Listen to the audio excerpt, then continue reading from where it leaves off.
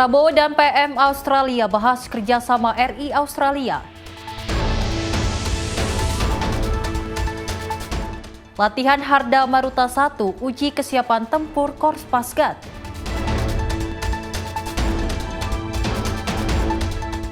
Rusia hantam Ukraina, RUU damai terancam.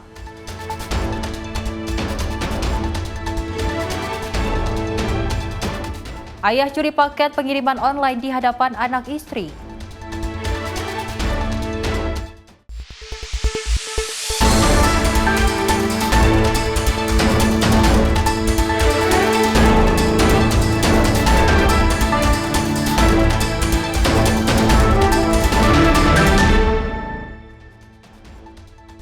Halo pemirsa, senang sekali rasanya Ruang Redaksi kembali hadir menemani Anda. Selain 4 informasi utama tadi, kami akan menghadirkan informasi menarik lainnya untuk Anda. Bersama saya Sally Sregar, ini dia Ruang Redaksi selengkapnya.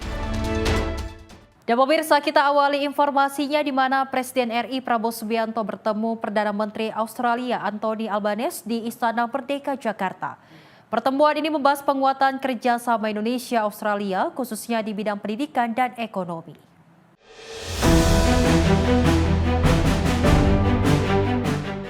Presiden Republik Indonesia Prabowo Subianto menerima kunjungan Perdana Menteri Australia Anthony Albanese di Istana Merdeka Jakarta pada Jumat 6 Februari 2026. Pertemuan ini menegaskan komitmen kedua negara untuk memperkuat hubungan bilateral yang telah terjalin erat. Penguatan kerjasama Indonesia-Australia terutama difokuskan pada sektor pendidikan dan ekonomi. Data Department of Foreign Affairs and Trade pemerintah Australia menunjukkan kemitraan kedua negara terus berkembang. Sekitar 24.000 mahasiswa Indonesia tercatat belajar di Australia pada 2025. Dengan dukungan beasiswa Australia Awards, kolaborasi kampus, serta program Bright and Inovasi senilai $55 juta Australia pada periode 2024 hingga 2027. Sementara di sektor ekonomi, kemitraan ditopang Indonesia-Australia Comprehensive Economic Partnership Agreement. Nilai perdagangan bilateral meningkat signifikan hingga $35,38 miliar Australia pada 2024, disertai surplus perdagangan bagi Indonesia, peningkatan investasi timbal balik, serta kunjungan sekitar 1,75 juta warga Australia ke Indonesia pada tahun 2024 hingga 2025. Tim redaksi Sinpo TV melaporkan.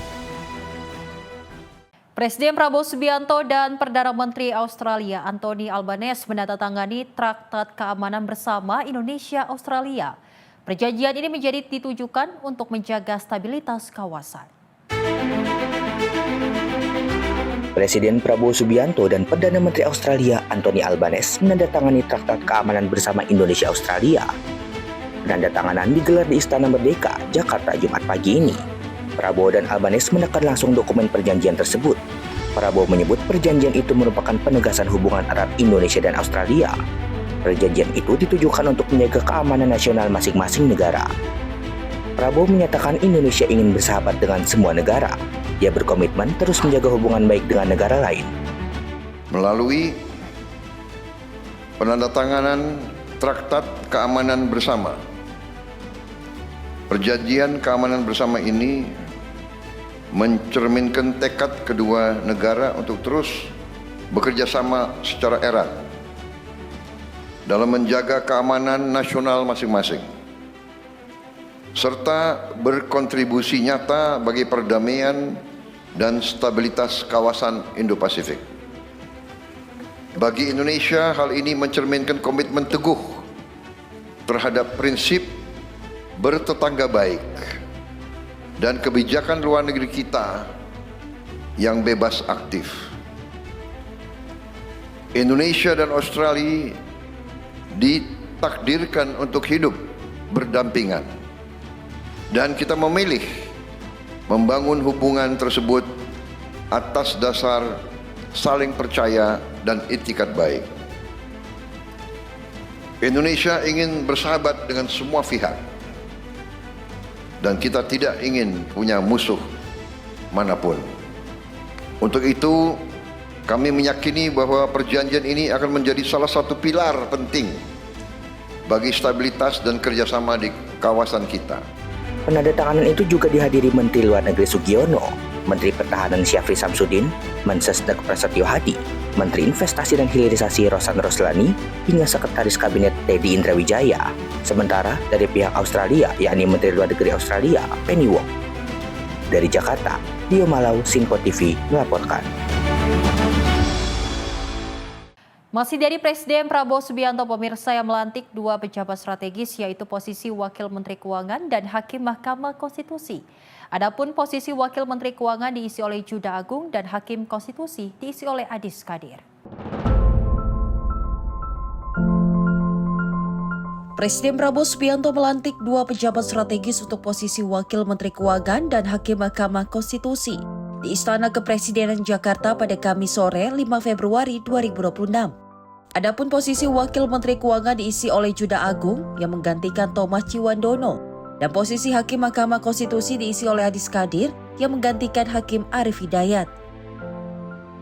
Dalam proses hikmat tersebut, Adis Kadir sebagai Hakim Mahkamah Konstitusi mengucapkan sumpah terlebih dahulu. Disusul dengan pengucapan sumpah oleh Juda Agung yang didahului oleh Presiden Prabowo Subianto. Bersediakah saudara untuk diambil sumpah menurut agama Islam? Bersedia.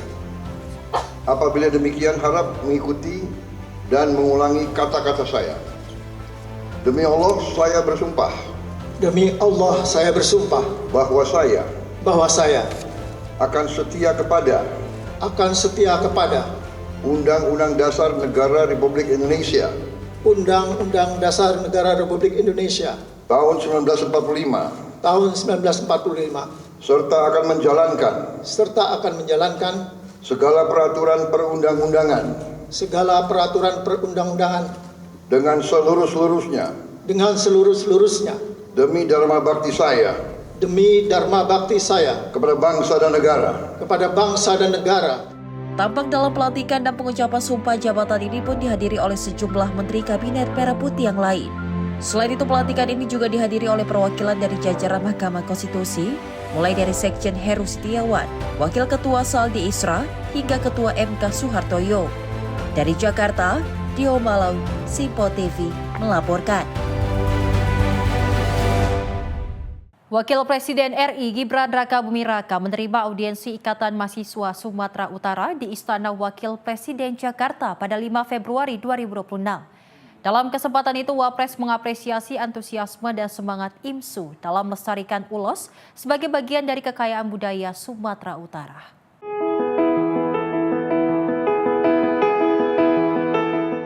Bertempat di Istana Wakil Presiden RI Gibran Rakabuming Raka menerima audiensi Ikatan Mahasiswa Sumatera Utara pada Kamis 5 Februari 2026. Wapres mengapresiasi antusiasme dan semangat IMSU dalam melestarikan ulos sebagai bagian dari kekayaan budaya Sumatera Utara. Menurutnya, inisiatif tersebut sejalan dengan komitmen Presiden Prabowo Subianto dalam menjaga dan mengembangkan kebudayaan nasional agar tetap lestari. Dalam kesempatan itu, Wapres juga menyampaikan dukungannya terhadap upaya pengajuan ulos sebagai warisan budaya tak benda UNESCO. Saat ini ulos diketahui telah masuk dalam daftar tunggu pengajuan pada organisasi internasional tersebut. Melalui berbagai langkah tersebut, Wapres menilai ke depan terbuka kemungkinan adanya penetapan Hari Ulos Nasional sebagaimana Hari Batik Nasional, sekaligus mendorong semakin banyak budaya Indonesia yang memperoleh pengakuan di tingkat internasional. Tim redaksi Simpo TV melaporkan. Sementara itu, pemirsa, fraksi Partai Gerindra DPR menggelar pelepasan bantuan sosial yakni ribuan sembako dan bibit pohon di Kompleks Parlemen Senayan, Jakarta. Pelepasan tersebut dalam rangka memperingati hari ulang tahun Partai Gerindra ke-18.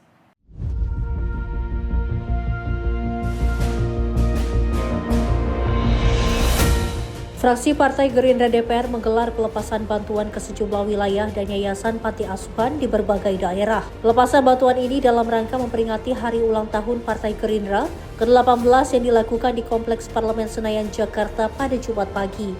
Ketua Panitia HUT ke-18 Gerindra, Kawendra Lukistian, mengatakan bantuan tersebut berupa ribuan sembako serta bibit pohon yang dapat ditanami oleh masyarakat. Dirinya menilai HUT Gerindra kali ini yakni mengedepankan kepedulian sosial, mengingat sejumlah daerah khususnya Sumatera dilanda bencana pada tahun lalu. Tentunya hari ini selain tadi kita melakukan pelepasan bantuan untuk sejumlah wilayah dan juga yayasan di berbagai panti asuhan, yatim piatu dan duafa. Kita hari ini juga ada berbagai kegiatan. Kemarin sudah ada donor darah, ada bazar. Terus hari ini ada doa bersama. Kita tidak merayakan yang seperti apa, kita tapi ini mengedepankan penuh makna melakukan doa bersama karena kita sama-sama tahu bahwa beberapa waktu terakhir ini Indonesia sedang dilanda banyak musibah di berbagai wilayah. Untuk itu kegiatan kita di HUT Gerindra ke-18 ini adalah mengedepankan kepedulian sosial, memberikan dampak kepada masyarakat seperti arahan Presiden kita Pak Prabowo bahwa Gerindra harus selalu ada di tengah rakyat, berjuang untuk rakyat, memperjuangkan kepentingan rakyat. Itu dan bahkan bukan hanya sembako, kita juga melakukan penanaman pohon sekitar hampir 8.000 lebih di sejumlah wilayah karena ini bagian dari perjuangan kita bahwa Indonesia ini seperti arahan Presiden kita harus menjadi Indonesia yang asri. Dari Jakarta, Farizal Davarizkiano, Simpo TV melaporkan. Badan Pusat Statistik mencatat konsumsi rumah tangga pada kuartal 4 2025 tumbuh 5,11%. Peningkatan ini didukung oleh daya beli masyarakat yang stabil dan stimulus pemerintah. Pertumbuhan konsumsi rumah tangga Indonesia pada akhir 2025 menunjukkan tren positif. Badan Pusat Statistik mencatat konsumsi pada kuartal 4 tumbuh 5,11% secara tahunan, naik dari 4,98% pada periode yang sama tahun sebelumnya. Kontribusi konsumsi rumah tangga terhadap pertumbuhan ekonomi triwulan 4 mencapai 53,63%, dengan ekonomi tumbuh 5,39%. Kepala BPS Amalia Adininggar Widiasanti menilai daya beli masyarakat tetap stabil berkat dukungan pemerintah.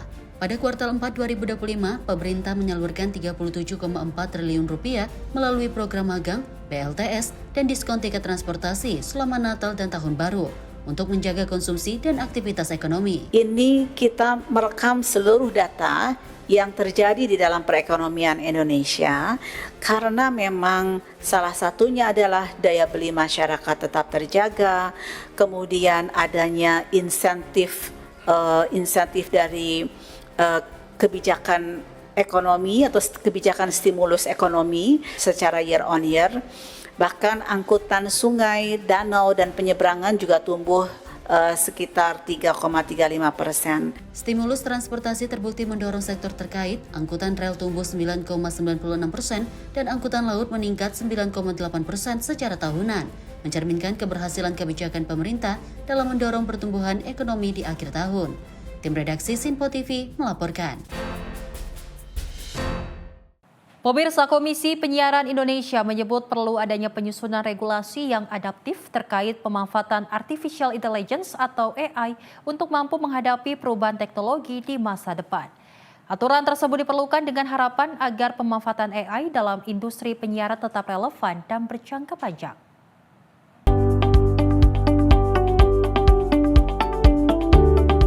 Komisioner KPI Amin Syabana mengatakan industri penyiaran saat ini banyak memanfaatkan AI di berbagai tahapan produksi, mulai dari praproduksi hingga produksi program. Namun Amin menilai perkembangan AI dalam industri penyiaran di Indonesia belum sepenuhnya diimbangi regulasi yang memadai. Bahkan sejumlah substansi penting juga belum diatur dalam pedoman perilaku penyiaran dan standar program siaran atau P3SPS. Menurutnya, perkembangan teknologi informasi akan terus bergerak cepat dan sulit diprediksi. Oleh karenanya, regulasi tersebut tidak boleh hanya bersifat jangka pendek. Ya, kalau untuk Indonesia, konteks Indonesia, tentu pemanfaatan AI tadi saya sampaikan merupakan sesuatu hal yang harus kita antisipasi oleh teman-teman lembaga penyiaran. Dan di semua lini mulai dari praproduksi, produksi sampai dengan pasca produksi itu akan menjadi suatu hal yang akan sangat lumrah digunakan oleh teman-teman lembaga penyiaran.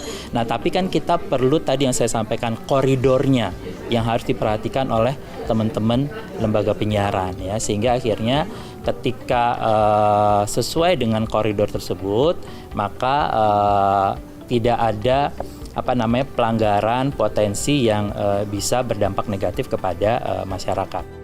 Dari Jakarta, Sri Dewi Adayadi, Mutia Agiani, Simpo TV melaporkan. Dan pemirsa, informasi menarik lainnya akan kami hadirkan usai jeda. Tetap bersama kami di Ruang Redaksi.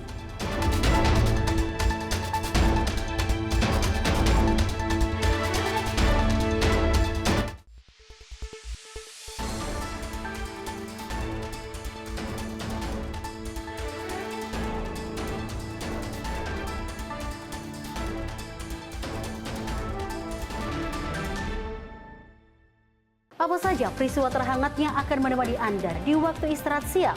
Penting dengan Perdana Menteri Malaysia Anwar Ibrahim. Polisi menyita barang bukti satu dan beroperasi di Terminal 1B. Ia menyebut GBN bukan sekedar pameran. Beragam isu dan kejadian yang sedang menjadi sorotan kami sajikan secara aktual dan terpilih. Dan Wakil Ketua DPR RI Dasko ke masyarakat. Sebelumnya semua Portal secara serentak.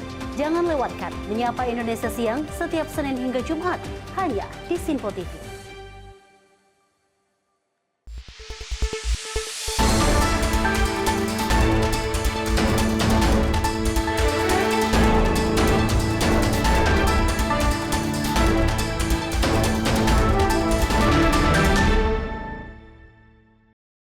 Terima kasih pemirsa, Anda masih menyaksikan Ruang Redaksi, di mana Otoritas Jasa Keuangan menyampaikan 3 kebijakan prioritas tahun 2026 dalam acara pertemuan tahunan industri jasa keuangan 2026. 3 arah kebijakan prioritas yaitu penguatan ketahanan sektor jasa keuangan, pengembangan ekosistem yang kontributif, serta pendalaman pasar keuangan dan pengembangan keuangan berkelanjutan.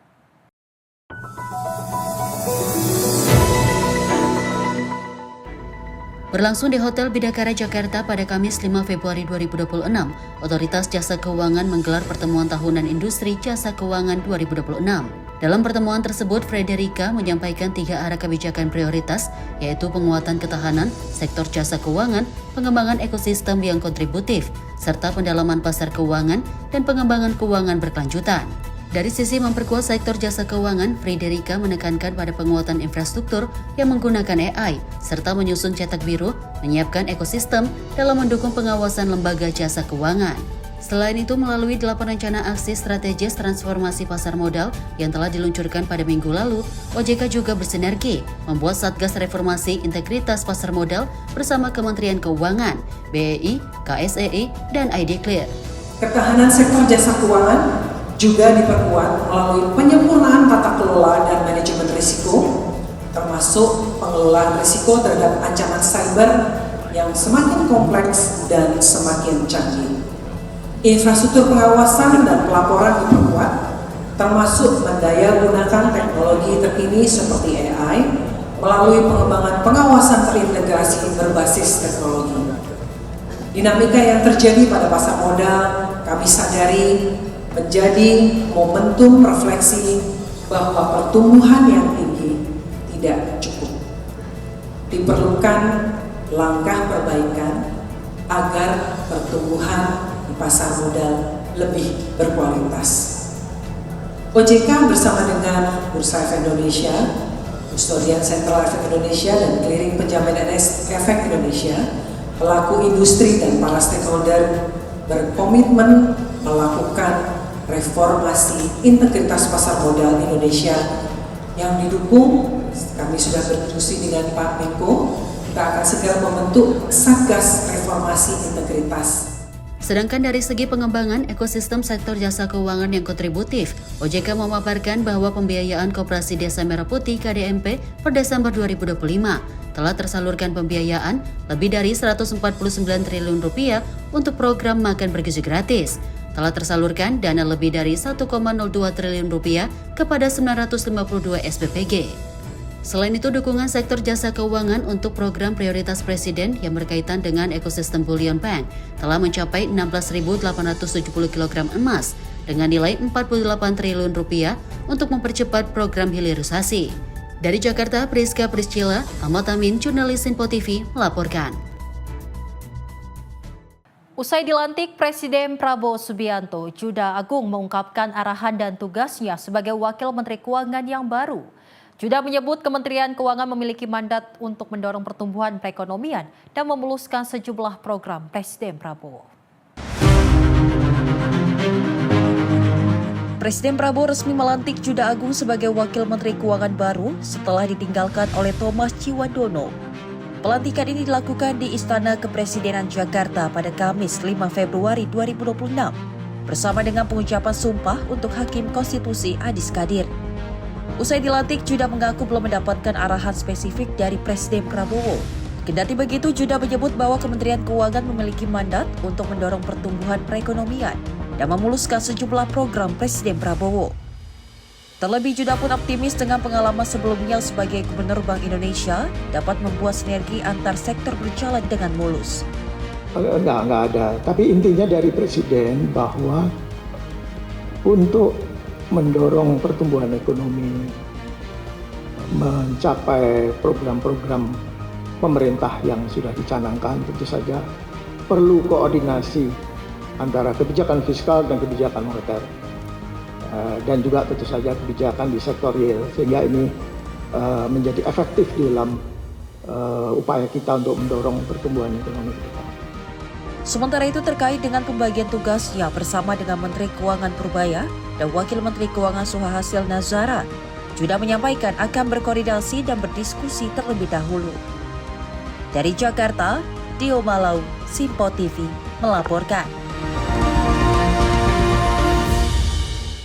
Dalam rangkaian peringatan Hari Ulang Tahun ke-18, Partai Gerindra menggelar sejumlah kegiatan sosial secara sederhana. Kegiatan tersebut dilaksanakan di kantor Dewan Pimpinan Pusat Partai Gerindra, meliputi pembagian sembako, santunan kepada anak yatim, serta pembagian bibit pohon sebagai bentuk kepedulian sosial dan lingkungan.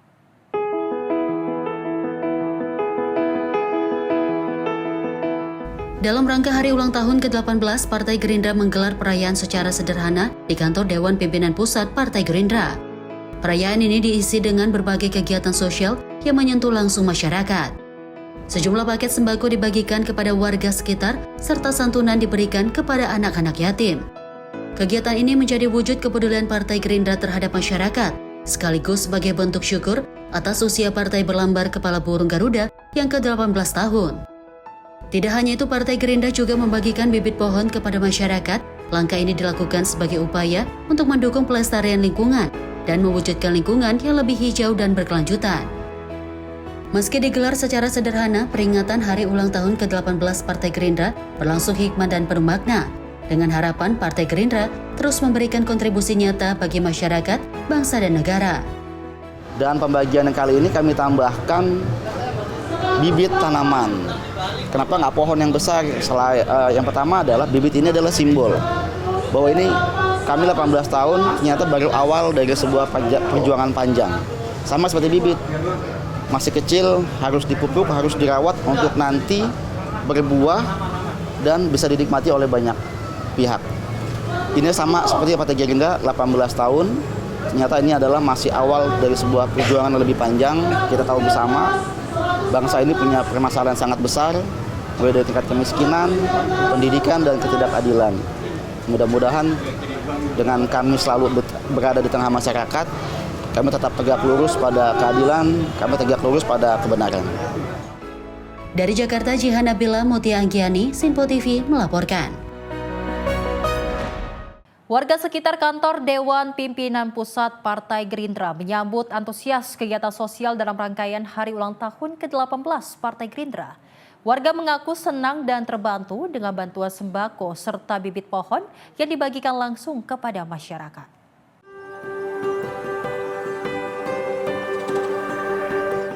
Kegiatan sosial dalam rangkaian HUT ke-18 Partai Gerindra mendapat sambutan positif dari warga sekitar kantor DPP Partai Gerindra pada Jumat 6 Februari 2026.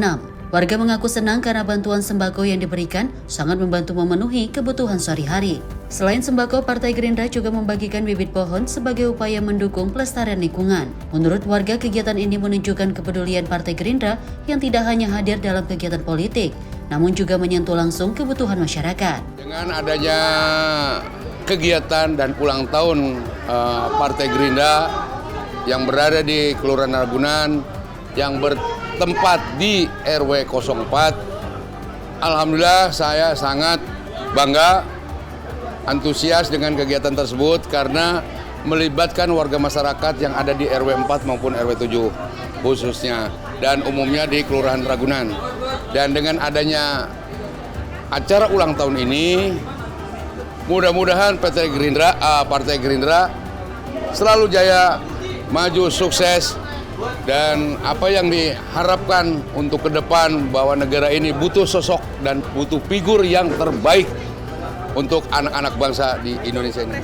Oh jelas, saya ngefans sama Prabowo dari dulu. Mungkin ada ucapan lain Pak, ada harapannya? Mudah-mudahan Prabowo sehat, panjang umur. Warga berharap di usia ke-18 tahun ini, Partai Gerindra di bawah kepemimpinan Prabowo Subianto dapat terus memberikan kontribusi nyata dan membawa Indonesia menjadi lebih baik ke depannya. Dari Jakarta, Jihan Nabila, Mutia Anggiani, Sinpo TV melaporkan. Kita beralih ke informasi lainnya pemirsa, di mana Wakil Kepala Staf Angkatan Udara Marsda TNI Rizal Lihadi menyaksikan langsung profesionalisme prajurit Korps Pasukan Gerak Cepat dalam latihan tempur Harda Maruta 1. Latihan digelar di RW Pond Range Lanut Pangeran Muhammad Bunyamin, Kabupaten Tulang Bawang, Lampung pada Rabu 4 Februari 2026. Wakasau Marsda TNI Rizal Lihadi, mewakili Kepala Staf Angkatan Udara, menyaksikan pelaksanaan latihan Harda Maruta 1 tahun anggaran 2026 yang menjadi puncak latihan Brigade Parako 1 Paskat. Latihan ini bertujuan untuk meningkatkan kesiapan tempur dan kemampuan operasional prajurit Korps Pasukan Gerak Cepat dalam mendukung operasi Matra Udara. Berbagai skenario operasi tempur disimulasikan secara realistis, mulai dari infiltrasi, serangan, perebutan, dan pertahanan pangkalan, pembebasan sandera hingga operasi penyelamatan di medan pertempuran. Prajurit juga dilatih melaksanakan penerjunan statis dan free fall, termasuk penerjunan wingsuit, serta menguji kesiapan satuan dalam menghadapi perkembangan peperangan modern dengan pemanfaatan drone tempur.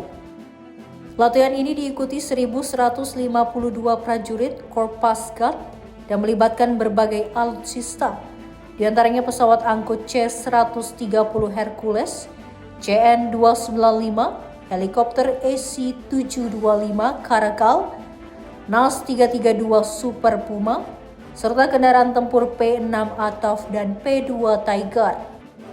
Latihan Harda Maruta 1 diharapkan mampu membentuk prajurit Korps Guard yang adaptif, modern, profesional, dan unggul dalam menghadapi berbagai dinamika dan tantangan operasi ke depan.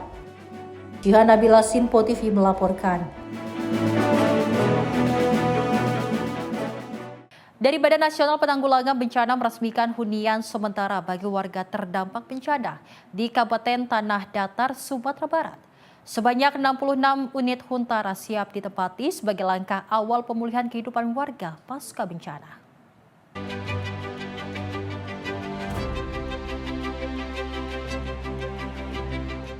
BNPB meresmikan hunian sementara atau Huntara di Nagari Sumpur, Kecamatan Batipu Selatan, Kabupaten Tanah Datar pada Kamis 5 Februari 2026. Program ini disiapkan bagi warga terdampak bencana agar dapat kembali tinggal di hunian yang aman dan layak.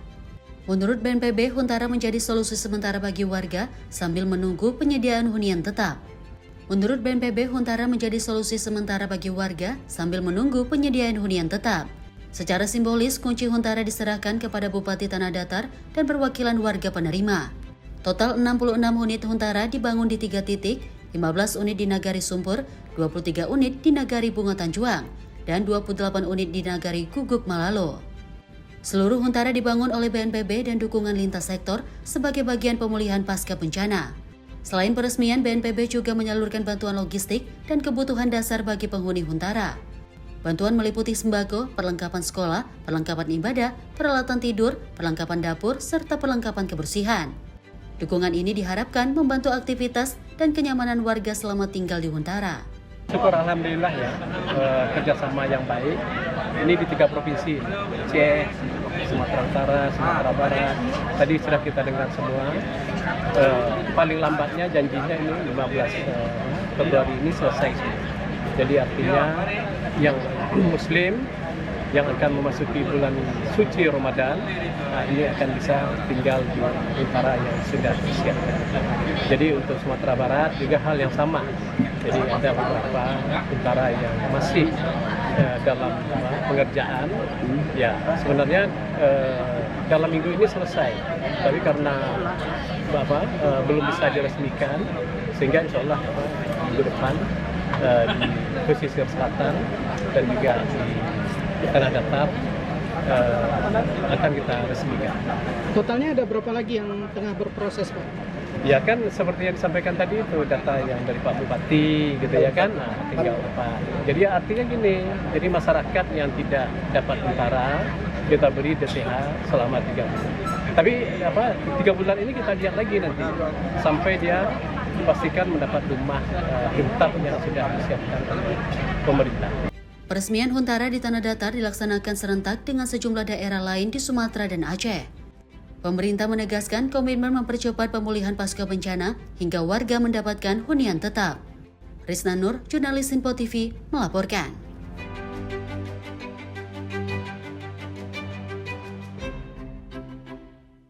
Pemerintah Indonesia menegaskan komitmen terhadap isu perubahan iklim dan kelautan melalui kolaborasi internasional bersama World Economic Forum. Komitmen tersebut menjadi salah satu hasil pertemuan Presiden Prabowo Subianto dalam Forum World Economic Forum di Davos, Swiss pada Januari 2026 lalu. Dalam pertemuan World Economic Forum di Davos, Presiden Prabowo Subianto turut membahas isu perubahan iklim dan laut sebagai bagian dari agenda global. Sebagai tindak lanjut, pemerintah Indonesia bersama World Economic Forum berkomitmen menyelenggarakan Ocean Impact Summit atau OIS pada Juni 2026 mendatang di Bali. Pembina Yayasan Samudra Indonesia, Alex Retraubun menyampaikan, Indonesia sebagai negara kepulauan terbesar memiliki potensi karbon biru yang sangat besar. Menurut Alex, potensi tersebut perlu dikelola secara berkelanjutan melalui sinergi kebijakan dan kolaborasi antar pemangku kepentingan. Upaya ini diharapkan dapat memperkuat komitmen Indonesia dalam perlindungan ekosistem laut, sekaligus mendukung agenda iklim global. Indonesia kita semua tahu ya, negara kepulauan terbesar di dunia. Dan konsekuensi negara kepulauan terbesar di dunia itu dia memiliki ekosistem khas tropis, yang mana ekosistem itu menjadi kekuatan penting terkait dengan isu karbon biru, ya. Tetapi ekosistem ini harus dipelihara, dijaga gitu loh, karena banyak fakta juga yang menunjukkan bahwa kita mengalami bencana ekologis, ya, bencana ekologis. Bencana ekologis itu bukan saja di darat seperti di Sumatera, ya, tapi juga di laut. Nah, oleh sebab itu terkait dengan agenda biru karbon biru ini, kita harus melakukan konsolidasi secara nasional. Sementara itu, anggota Komisi 4 DPR RI, Rohmin Dahuri, menyebut upaya merawat dan melindungi alam memiliki dampak positif dalam menekan resiko perubahan iklim. Selain manfaat lingkungan, perlindungan dan restorasi ekosistem juga memberikan nilai ekonomi. Melalui skema perdagangan karbon dan pajak karbon, Indonesia berpeluang mendapatkan manfaat ekonomi sekaligus memperkuat komitmen terhadap pembangunan keberlanjutan. Positif sekali kita merawat alam, berarti kita juga menyelamatkan dampak negatif dari perubahan iklim dan seterusnya. Yang kedua juga tadi kita ada economic benefit ya, karena memang udah kesepakatan di dunia sejak Paris Agreement 2015 ya, bahwa barang siapa bangsa dan negara, iya kan, yang melindungi kemudian merestorasi ekosistem tadi, kita dapat economic benefit, yaitu berupa carbon trading, carbon tax dan seterusnya. Jihan Nabila, Info TV melaporkan. Sementara itu, pemirsa, pemerintah menyiapkan arah baru pengembangan kawasan transmigrasi guna mendorong pemerataan pembangunan wilayah sekaligus memperkuat ketahanan pangan, energi, dan air di tengah tekanan global serta resiko perubahan iklim. Pengembangan transmigrasi dilaksanakan melalui 2 pendekatan utama, yakni revitalisasi dan transformasi. Dalam Town Hall Meeting Transformasi Transmigrasi tahun 2026 yang digelar di kantor Menko Infra, Tamrin, Jakarta Pusat Kamis siang, Menteri Koordinator Bidang Infrastruktur dan Pembangunan Kewilayahan Agus Harimurti Yudhoyono menekankan revitalisasi wilayah tujuan dan transformasi sumber daya manusia menjadi kunci dari program transmigrasi. Revitalisasi difokuskan pada pembenahan infrastruktur dasar di 154 kawasan transmigrasi yang tersebar dari Sabang hingga Merauke. AHY juga mewanti-wanti soal transformasi daerah, transmigrasi, dan sumber daya manusianya. Sebab SDM dan wilayah transmigrasi harus memiliki nilai tambah yang ujungnya untuk pemberdayaan ekonomi masyarakat. Atas dasar itu, AHY menyoroti intervensi akademisi untuk mengidentifikasi potensi lokal dan SDM di wilayah transmigrasi, di mana dari penelitian yang ada, maka pengembangan potensi bisa dimaksimalkan. Kami tentunya mengapresiasi apa yang telah dilakukan oleh Kementerian Transmigrasi yang tidak lelah pagi siang malam berupaya untuk menciptakan pusat-pusat pertumbuhan ekonomi di berbagai wilayah Indonesia, khususnya di 154 kawasan transmigrasi yang bergelar dari Aceh hingga Papua. Ada dua hal yang tadi disampaikan oleh Pak Mentrans, bahwa pertama, program yang kita harus sukseskan adalah revitalisasi. Revitalisasi kawasan transmigrasi ini penting karena jangan sampai apa yang sudah ada tidak optimal. Dan tulang punggung dari revitalisasi ini adalah pembangunan atau perbaikan infrastruktur dasar. Jadi kita harus memastikan sebuah kawasan transmigrasi benar-benar memiliki kesiapan infrastruktur, apakah jalannya, perumahannya, listriknya, komunikasinya, termasuk juga jika itu merupakan daerah pertanian, kita pastikan ada sumber air untuk bisa bukan hanya dikonsumsi oleh rumah tangga, tapi juga untuk perairan sawah dan kebun. Ya. Maka bagaimana pertumbuhan yang pro rakyat, pertumbuhan ekonomi yang pro rakyat, itu tentu saja pertumbuhan ekonomi yang membuka lebih banyak lapangan kerja untuk masyarakat lokal. Oleh karena itu barulah nanti vokasi ataupun peningkatan kapasitas serta pemberdayaan masyarakat menjadi salah satu kunci supaya masyarakat setempat itu terserap oleh investasi yang dikembangkan di dalam kawasan transmigrasi. Jangan sampai nanti ada peluang investasi, tenaga kerja terbuka, tapi masyarakat tidak terserap sebagai tenaga kerja karena kapasitasnya kurang. Tak hanya mampu memenuhi kebutuhan lokal, kawasan transmigrasi juga dinilai berpeluang besar menembus pasar global, hingga dapat menarik investasi yang bisa meningkatkan perekonomian. Dari Jakarta, Diau Malau, Simpo TV melaporkan. Pemirsa, informasi dari mancanegara akan kami hadirkan usai jeda. Tetap bersama kami di Ruang Redaksi.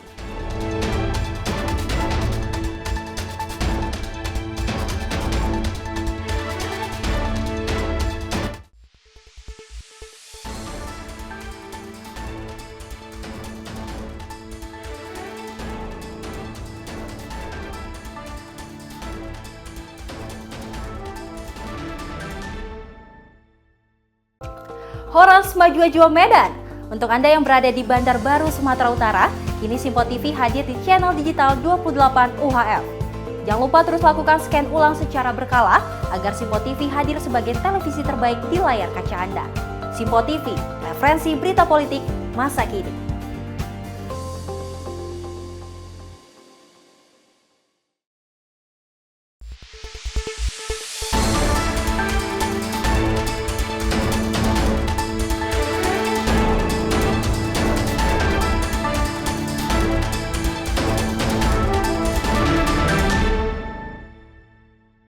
Masih bersama kami pemirsa dalam Ruang Redaksi, informasi kita lanjutkan.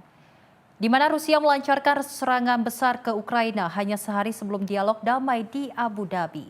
Ratusan drone dan 32 rudal balistik menyerang jaringan listrik, menyebabkan setidaknya 10 orang terluka dan merusak rumah, sekolah, serta pembangkit listrik. Rusia melancarkan serangan besar-besaran ke Ukraina pada Selasa dini hari. Di tengah persiapan pembicaraan lanjutan antara kedua negara, Presiden Ukraina Volodymyr Zelensky menyebut serangan ini melanggar komitmen Rusia untuk menghentikan serangan terhadap infrastruktur energi. Ratusan drone dan puluhan rudal, termasuk 32 rudal balistik, diluncurkan dan melukai sedikitnya 10 orang. Sasaran utama adalah jaringan listrik yang menyebabkan pemadaman dan terganggunya pasokan pemanas di tengah suhu ekstrim hingga minus 20 derajat Celcius di Kiev. Sekretaris Jenderal NATO Mark Rutte yang berkunjung ke Kiev menyebut, serangan tersebut sebagai sinyal buruk menjelang perundingan, namun menegaskan bahwa dukungan NATO kepada Ukraina tetap kuat. Perundingan Rusia dan Ukraina dijadwalkan berlangsung di Abu Dhabi, namun terobosan damai masih jauh tercapai. Zelensky menegaskan Ukraina siap berunding, namun tidak akan menyerah. Serangan ini merusak permukiman, fasilitas umum, dan pembangkit listrik, membuat ribuan warga kembali hidup tanpa pemanas. NATO menegaskan akan terus mendukung Ukraina demi stabilitas dan keamanan Eropa. Tim redaksi Sinpo TV melaporkan. Angkatan Udara dan Antariksa Spanyol menampilkan atraksi udara di langit Buenos Aires, Argentina dalam rangka tur tribut peringatan 100 tahun penerbangan bersejarah pesawat amfibi Plus Ultra yang pertama kali menghubungkan Spanyol dan Amerika Latin pada tahun 1926.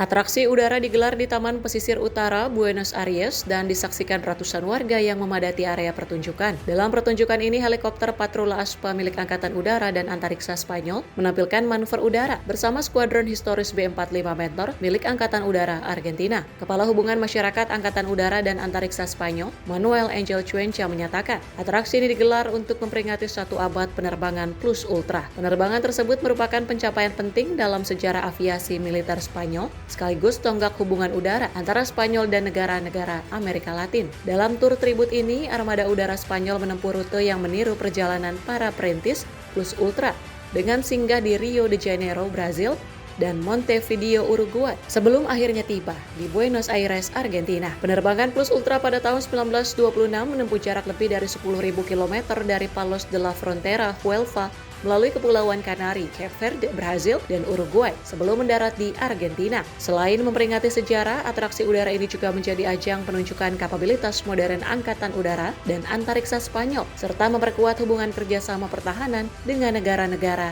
Amerika Latin. Tim redaksi Sinpo TV melaporkan. Sementara itu, pemirsa, tentara dan kepolisian Kolombia melancarkan operasi militer terpadu di wilayah Catatumbo. Operasi menargetkan kelompok gerilya Tentara Pembebasan Nasional serta kelompok disiden FARC. Operasi ini digelar sehari setelah pertemuan Presiden Kolombia Gustavo Petro dengan Presiden Amerika Serikat Donald Trump di Gedung Putih. Komando Tentara dan Kepolisian Kolombia melakukan operasi militer berskala besar di kawasan Catatumbo, Provinsi Norte de Santander. Wilayah ini dikenal sebagai salah satu daerah rawan keamanan di perbatasan Kolombia dan Venezuela. Panglima Angkatan Bersenjata Kolombia, Jenderal Hugo Alejandro López Barreto, menyatakan, operasi yang digelar merupakan operasi presisi tinggi. Operasi ini bertujuan melemahkan secara tegas kelompok bersenjata yang dinilai mengancam keselamatan warga sipil. Menurut pihak militer, dalam bentrokan yang terjadi 7 anggota ELN dilaporkan tewas, sementara 1 orang lainnya berhasil ditangkap oleh pasukan keamanan. Aparat juga menyita berbagai senjata api laras panjang dan pendek, amunisi, serta bahan peledak rakitan. Selain itu, sejumlah drone dan granat yang dimodifikasi untuk wahana udara tanpa awak atau UAV dilaporkan berhasil dimusnahkan. Operasi ini dilakukan di tengah upaya pemerintah Kolombia menekan aktivitas kelompok bersenjata ilegal, terutama yang terlibat dalam jaringan perdagangan narkotika di wilayah perbatasan. Sehari sebelum operasi, Presiden Gustavo Petro bertemu dengan Presiden Amerika Serikat Donald Trump di Washington. Dalam pertemuan tersebut, kedua negara sepakat meningkatkan kerjasama keamanan setelah beberapa bulan hubungan bilateral mengalami ketegangan. Pemerintah Kolombia menyatakan operasi keamanan akan terus dilanjutkan dengan tujuan menjaga stabilitas dan melindungi warga sipil di daerah rawan konflik. Tim redaksi Sinpo TV melaporkan. Washington Post melakukan pemutusan hubungan kerja besar-besaran dengan memberhentikan sekitar 1/3 stafnya. Kebijakan ini menghapus rubrik olahraga, menutup liputan buku, serta memangkas sejumlah biro asing. Kebijakan tersebut menjadi pukulan berat bagi salah satu merek jurnalisme paling legendaris di Amerika Serikat.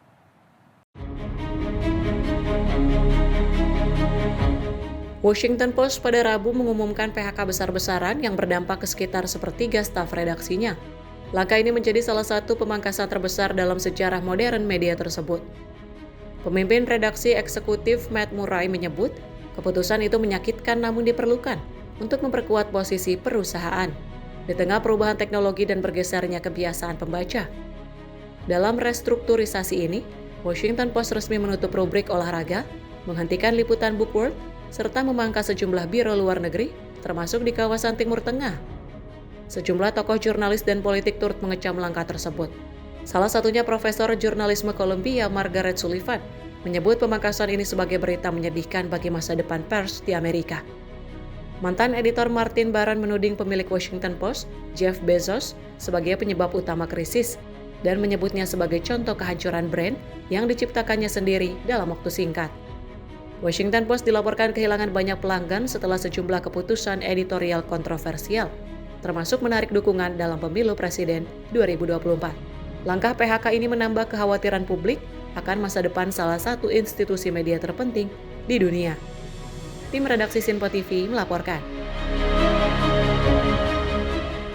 Pemirsa, taksi terbang listrik mulai menarik perhatian dunia di Singapura Airshow. Pesawat generasi baru bertenaga listrik ini digadang-gadang menjadi solusi transportasi umum masa depan. Sejumlah perusahaan penerbangan kini berlomba mengembangkan transportasi udara, termasuk taksi terbang untuk perjalanan urban. Taksi terbang listrik menjadi salah satu perhatian utama dalam Singapura Airshow pada tahun ini. Kendaraan udara inovatif ini diperkenalkan sebagai bagian dari masa depan transportasi perkotaan.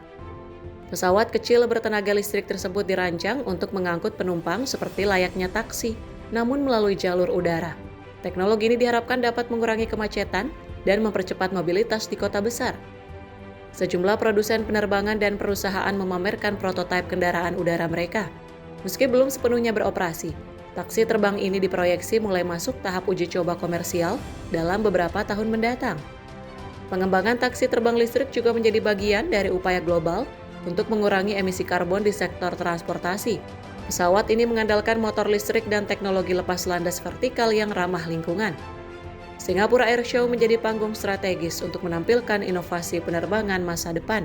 Taksi terbang digadang-gadang akan mengubah cara manusia bepergian dari transportasi darat ke langit. Tim redaksi Sinpo TV melaporkan.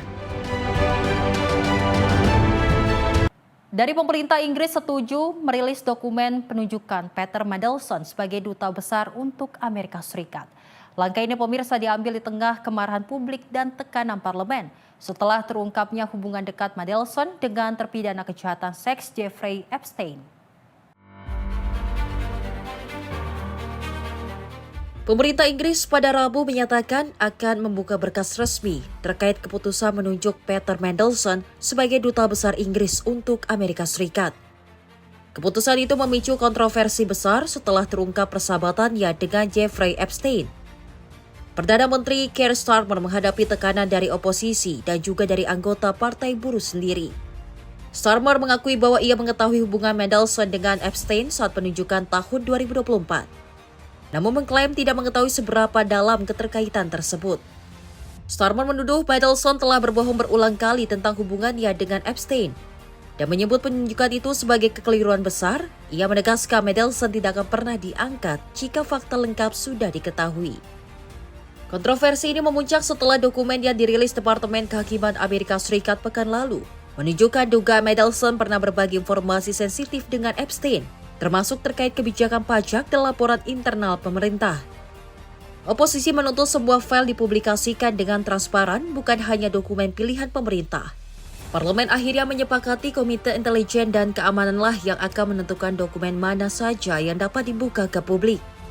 Hingga saat ini belum jelas kapan seluruh dokumen akan dipublikasikan. Namun kasus ini menjadi ujian besar bagi kepemimpinan Starmer dan kredibilitas pemerintah Inggris. Tim redaksi Sinpo TV melaporkan. Amerika Serikat mengumumkan rencana pembentukan blok perdagangan mineral kritis bersama sekutu dan mitra strategis. Langkah ini diambil untuk mengurangi ketergantungan pada China yang selama ini mendominasi pasokan unsur langka penting bagi keberlangsungan industri pertahanan dan teknologi global.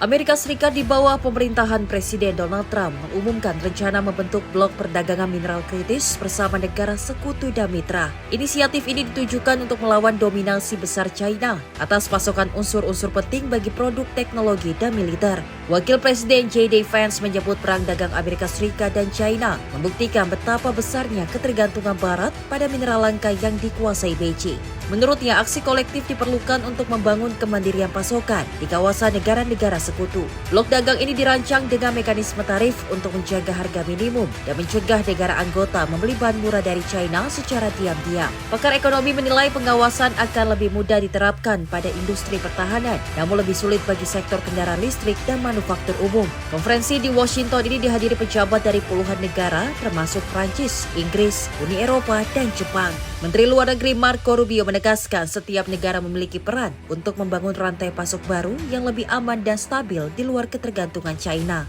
Pemerintah Trump juga meluncurkan Project Vault, sebuah program cadangan strategis rare earth dengan dana miliaran dolar. Langkah ini menjadi bagian dari upaya besar karena China masih menguasai sebagian besar penambangan dan pemrosesan mineral langka dunia. Tim redaksi Simpo TV melaporkan. Sementara itu, pemirsa, salju lebat melanda wilayah Jepang Utara selama 2 pekan terakhir. Tumpukan salju hingga mencapai 2 meter menutup jalan raya, menghentikan transportasi, dan menyebabkan puluhan korban jiwa. Otoritas menyebut sebagian besar kematian terjadi saat warga membersihkan salju di atap rumah.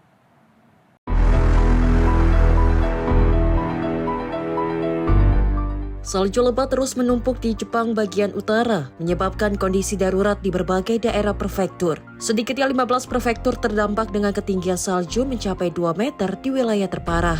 Otoritas setempat melaporkan lebih dari 35 orang tewas dan ratusan lainnya terluka. Sebagian besar korban meninggal akibat terjatuh saat membersihkan salju di atap rumah mereka. Di prefektur Aomori, ribuan rumah mengalami pemadaman listrik. Sementara sejumlah jalur kereta termasuk Shinkansen terpaksa dihentikan sementara karena kondisi cuaca ekstrim. Gubernur prefektur Aomori, Soichiro Miyashita, menyatakan sejumlah jalan utama beresiko terblokir total. Akibatnya, ambulans dan kendaraan darurat sulit menjangkau lokasi penyelamatan, memaksa tim medis berjalan kaki membawa tandu. Pemerintah Jepang memperingatkan meski suhu diperkirakan menghangat, bahaya belum berakhir. Salju yang mencair dapat memicu longsor, permukaan licin, serta resiko kecelakaan susulan. Badai salju diperkirakan masih akan berlanjut pada akhir pekan ini. Warga dihimbau tetap waspada dan mengutamakan keselamatan saat beraktivitas di luar rumah. Tim redaksi Simpo TV melaporkan.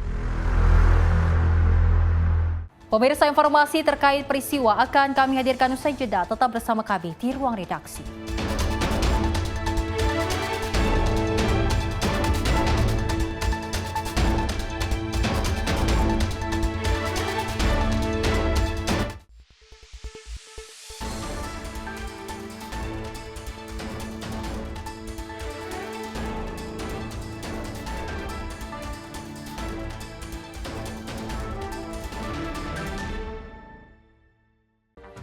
Rangkaian peristiwa penting kami hadirkan untuk menemani sore hari Anda. Regulasi penyiaran yang dinilai peringatan Bastille Day di Play. Pramono menegaskan Pemprov DKI dalam keadaan selamat di atas. Mengabarkan berita yang relevan dengan kondisi hari ini sebagai rujukan informasi menjelang malam tiba. Yang menyelundupkan kokain yang Menteri Pertanian menyampaikan tindak pidana perampokan dan pembunuhan. Lakukan langkah pengawasan secara langsung. Jangan lewatkan dalam Menyapa Indonesia Petang. Setiap hari hanya di Simpo TV.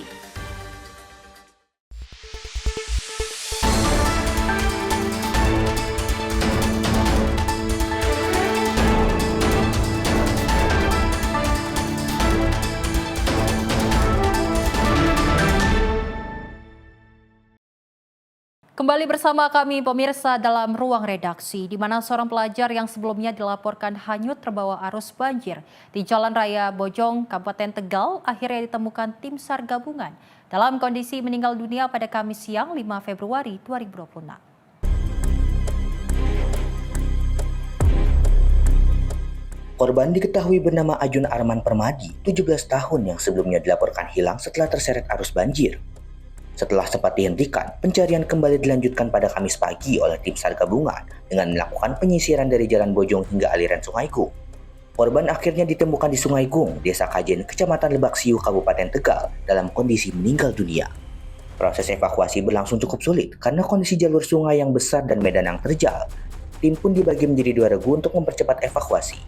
Pihak PMI menyebutkan penanganan dilakukan secara maksimal agar korban segera dapat dievakuasi dari lokasi penemuan. Bagus Maulana, tim redaksi Sinpo TV melaporkan.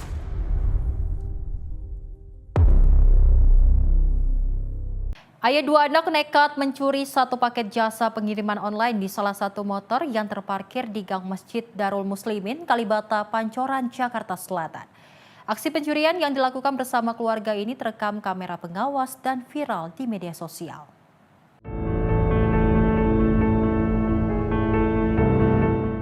Entah memang niat atau karena ada kesempatan, namun aksi ayah 2 anak ini sangatlah tak patut dicontoh. Karena saat tengah mendorong stroller anaknya, dia mengambil paket barang dari sepeda motor yang terparkir di jalan Gang Masjid Darul Muslimin, Kalibata, Pancoran, Jakarta Selatan. Ironisnya dalam aksinya yang terekam CCTV dan viral di media sosial ini, pelaku mencuri sembari membawa anak dan istri. Sartika, pemilik paket, membenarkan peristiwa yang dialaminya ini.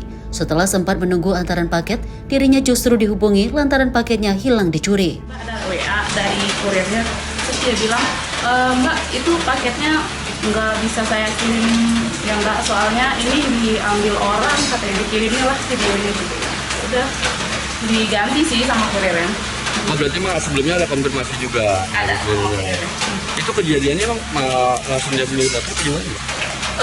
Dari video yang saya lihat sih diambil dari motornya langsung. Kasus pencurian ini kini ditangani Polsek Pancoran. Dari Jakarta, jurnalis Sinpo TV melaporkan. Aksi pelecehan seksual kembali terjadi di Kota Bekasi, Jawa Barat. Kali ini korbannya seorang siswi sekolah menengah pertama atau SMP. Korban menjadi sasaran pelecehan oleh pengendara sepeda motor. Aksi tidak terpuji ini sempat terekam kamera CCTV di lingkungan warga.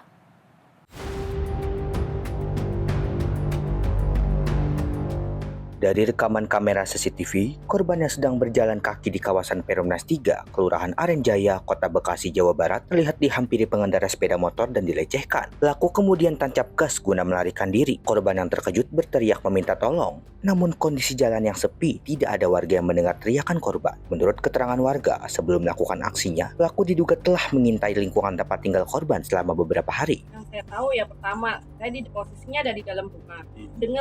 Dengar ada anak-anak teriak perempuan gitu, terus ada suara motor kenceng, kira saya ada maling motor, ternyata bukan.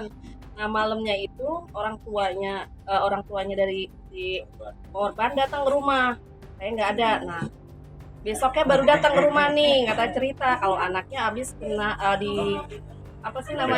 pelecehan, katanya nangis nih ke warung, ada pelecehan. Dia lapor, jangan lapor ke saya bilang, lapor ke Pak RW biar diviralin. Akhirnya dia datang ke Pak RW, akhirnya diviralin itu dari CCTV.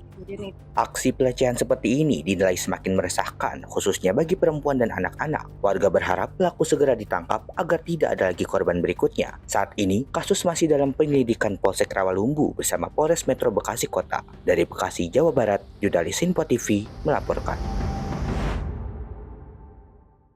2 pengamen di Kabupaten Bekasi, Jawa Barat nekat melakukan aksi pencurian 1 unit sepeda motor yang terparkir di garasi rumah warga. Aparat kepolisian memburu kedua pelaku melalui hasil rekaman CCTV. Detik-detik rekaman CCTV menunjukkan 2 pengamen melakukan aksi pencurian 1 unit motor metik di salah satu rumah warga di perumahan Kota Serang Baru, Desa Sukaragam, Kecamatan Serang Baru, Kabupaten Bekasi, Jawa Barat. Ida, pemilik kendaraan, mengatakan pelaku yang berjumlah 2 orang memanfaatkan kelengahan dirinya yang lupa mencabut kunci kontak di sepeda motor usai memakai kendaraan. Kedua pelaku merupakan kawanan pencuri yang berpura-pura menjadi pengamen. Kronologinya itu jam 4:30 sore. Posisi emang kesalahan saya mungkin ya teledor karena motor habis buat jemput anak. Udah seingat saya sih udah dikunci stang, cuman lupa dicabut gitu. Jadi itu jadi kesempatan ada pengamen lewat, lihat mungkin kunci ngegantung gitu ya. Terus nggak langsung diambil sebenarnya sama itu si pengamen. Jadi pengamen itu mungkin ngamen terus nggak ada orang keluar. terus dibiarin terus dia jalan ke sana, muter lagi, balik lagi. Mungkin posisi kok motor masih ada. Pasca kejadian, pihak kepolisian mendatangi tempat kejadian meski belum mendapatkan laporan resmi dari pemilik kendaraan. Polisi mengamankan bukti rekaman CCTV dan meminta keterangan sejumlah saksi. Dapat saya jelaskan terkait dengan kasus curanmor yang terjadi di wilayah Serang Baru, tepatnya di perumahan KSB Blok B. Upaya yang telah kita lakukan terkait dengan kasus tersebut, kita melakukan jemput bola. Saat kita menerima informasi dari masyarakat, kami menerjunkan, memerintahkan tim opsional dan Kanit Reskrim untuk segera melakukan penyelidikan di TKP. Setelah di TKP, dilakukan interogasi terhadap orang yang menguasai kendaraan tersebut, dan ternyata diketahui bahwa kendaraan tersebut tidak dilengkapi atau tidak memiliki surat-surat STNK maupun BPKB atau bukti kepemilikan. Walaupun orang yang menguasai kendaraan tersebut yang mengaku bukan sebagai pemilik kendaraan tersebut, yang mana kendaraan itu adalah kendaraan jaminan hutang dari teman yang bersangkutan. Selanjutnya kasus ini kini dalam penanganan pihak kepolisian sektor Serang Baru dan Polres Metro Bekasi. Dari Bekasi, Jawa Barat, jurnalis Info TV melaporkan.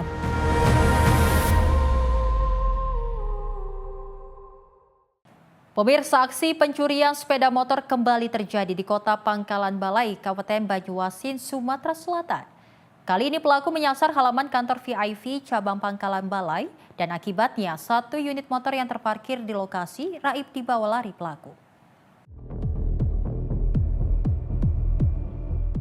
Aksi pencurian sepeda motor di wilayah Banyuasin, Sumatera Selatan tak ada habisnya. Rekaman CCTV memperlihatkan komplotan pencuri membawa lari sepeda motor di halaman kantor VIV cabang Pangkalan Balai, Kabupaten Banyuasin, Sumatera Selatan. Dalam rekaman CCTV ini, pelaku dengan santai menggondol sepeda motor milik korban yang terparkir. Pelaku merusak kunci kontak menggunakan kunci T, dan dalam hitungan detik, sepeda motor pun dibawa lari pelaku menuju ke Kota Palembang bersama seorang rekannya. Aksi cepat pelaku membuat korban tidak sempat melakukan pengejaran. Kanit Pidum Reskrim Polres Banyuasin, Ibda Joko Prakoso mengatakan, menyikapi maraknya aksi pencurian sepeda motor di wilayah hukum Polres Banyuasin, Satuan Reserse Kriminal Polres Banyuasin telah turun ke lokasi kejadian.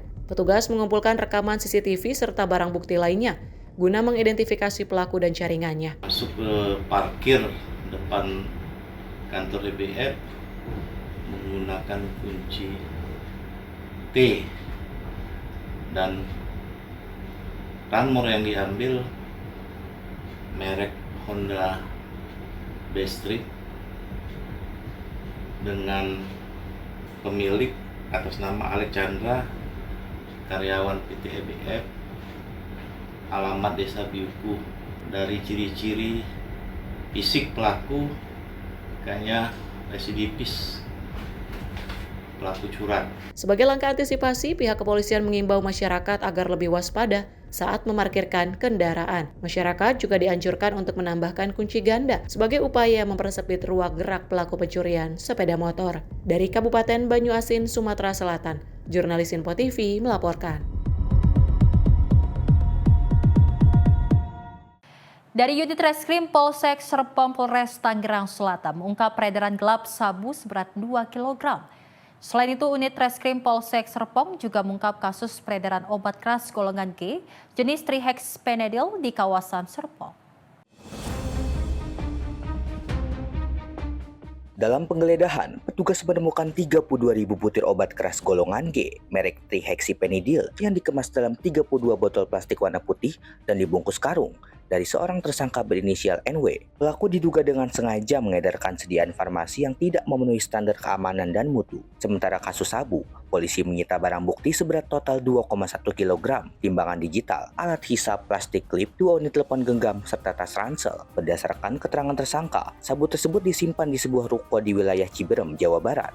dan didapatkan dari seorang pengedar yang saat ini masih dalam pendalaman petugas. Dari pengungkapan obat terlarang, polisi menaksir nilai ekonomi barang bukti sebesar 8,5 juta rupiah dan berhasil menyelamatkan sekitar 11.000 jiwa dari penyalahgunaan obat keras. Sementara dari penyitaan 2 kg sabu, setidaknya 8.000 jiwa berhasil diselamatkan dari bahaya narkotika. Dari pengungkapan di wilayah Medang, Pagedangan, Polres Tangerang Selatan.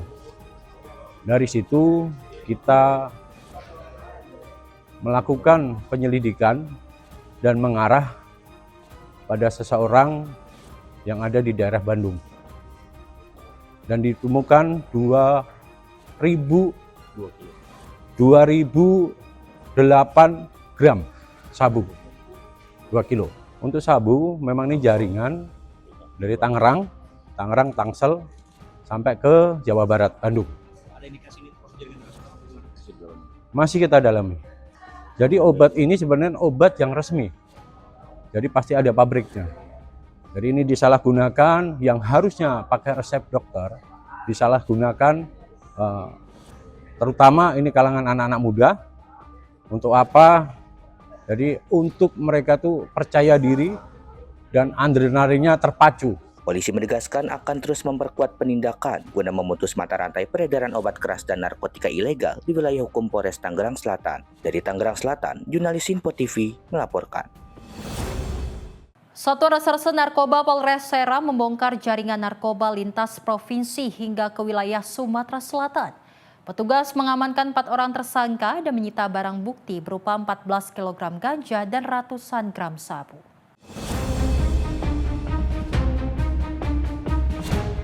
Inilah detik-detik saat personel Satres Narkoba Polres Serang melakukan penggerebekan di rumah persembunyian bandar narkoba di wilayah Batu Raja Timur, Sumatera Selatan. Pelaku tidak berkutik saat petugas memintanya menunjukkan tempat penyimpanan barang haram. Dari hasil penggeledahan di dalam kamar, polisi menemukan 14 kg ganja serta lebih dari 100 gram sabu siap edar. Hasil pengembangan jaringan ini membuat polisi berhasil meringkus total 4 orang tersangka di sejumlah lokasi berbeda, mulai dari Jawa Barat hingga Sumatera Selatan. Dalam menjalankan aksinya, para pelaku menggunakan modus transaksi secara terputus. Penjual dan pembeli tidak pernah bertemu, melainkan berkomunikasi melalui media sosial Instagram. Pengungkapan besar ini berawal dari laporan masyarakat yang segera ditindaklanjuti oleh kesigapan personel di lapangan. Dengan disitanya barang bukti tersebut, Polres Serang diklaim telah menyelamatkan sekitar 43.000 jiwa warga dari bahaya penyalahgunaan narkoba. Jajaran Satreskrim maupun Sat Narkoba, Polres Serang pada bulan Januari ini, dalam 1 bulan ini, kita melakukan pengungkapan kegiatan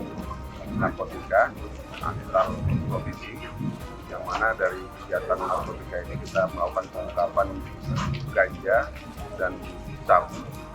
Lebih kurang ganja ada sekitar 14 kilogram yang kita amankan dan sabu lebih kurang sekitar 14 kilogram yang kita amankan.